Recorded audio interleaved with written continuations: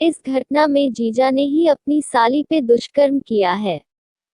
इस कहानी में दिल्ली में रहने वाला एक छोटा सा परिवार था। उस परिवार में 2 लड़कियां थी, दोनों बहनें थी। बड़ी बहन की शादी कर दी थी और छोटी बहन की शादी नहीं हुई थी, जो 17 साल की थी। इस लॉकडाउन में उसकी बड़ी बहन और उसके जीजा को खाने पीने की तकलीफ की वजह से अपने मायके आए थी। अगले 5 महीने से अपने मायके रहने के लिए आए थे। छोटी बहन अभ्यास कर रही थी और सबसे सुंदर भी थी। 17 साल की साली और जीजा के बीच कुछ मस्तियां चल रही थी। जीजा की नीयत खराब थी, वह अपनी साली की सुंदरता पर मोहित हो गया था और उसको सिर्फ पाना चाहता था, इसलिए छोटी साली को अपने जाल में फंसाना शुरू किया। छोटी साली सिर्फ जीजाजी के पास रहती थी। ये सब बातों से उसकी बड़ी बहन अनजान थी। उसको 2 छोटे छोटे बच्चे भी थे। उसके पति के बारे में कुछ पता नहीं था। फिर जीजा ने 2 महीने के बाद अपनी साली को कहने लगा कि मुझे तुम्हारी बहन पसंद नहीं है, मैं उसके साथ रहना नहीं चाहता, मैं तुमसे शादी करना चाहता हूँ, मैं तुमसे बहुत प्यार करता हूँ। अभी तुम किसी को भी कुछ नहीं बताना, समय मिलते ही हम दोनों भाग जाएंगे और हम शादी कर लेंगे। फिर जीजा की बात सुनकर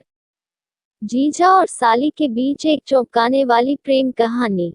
साली मान गई और मुस्कुराने लगी, क्योंकि वह छोटी भी अपने जीजा के प्यार में थी। उस आदमी को अपनी हवस पूरी करने की वजह मिल गई थी, शादी की झूठी बात कहना। फिर जीजा ने उस 17 साल की लड़की के साथ बलपूर्वक जबरदस्ती से उसके साथ 4 बार शारीरिक संबंध बांधा था। उस लड़की के मना करने के बाद भी जीजा ने उसके जिस्म का शोषण करता रहा और कुछ दिनों के बाद लड़की को पता चला कि मैं तो प्रेग्नेंट हूँ, जीजा के बच्चे की माँ बनने वाली हूँ। बाद अपने परिवार में बाहर आ गई और लड़की को कहा कि इस बच्चे का बाप कौन है, और लड़की ने बताया कि इस बच्चे का पिता मेरे जीजाजी है। तो सारे परिवार इस बात को सुनकर दंग रह गए और बहुत परेशान हो गए और छोटी की मां ने पुलिस स्टेशन जाकर लड़की के जीजा के खिलाफ फरियाद दर्ज की और पुलिस ने उस आदमी को जेल में डाला और फिर उसको पुलिस ने मार मार के हड्डी पसली एक कर दी। फिर परिवार में उस लड़की ने कहा कि मैं जीजा से प्यार करती हूँ। यह बात सुनकर उसकी बड़ी बहन को बहुत गुस्सा आया और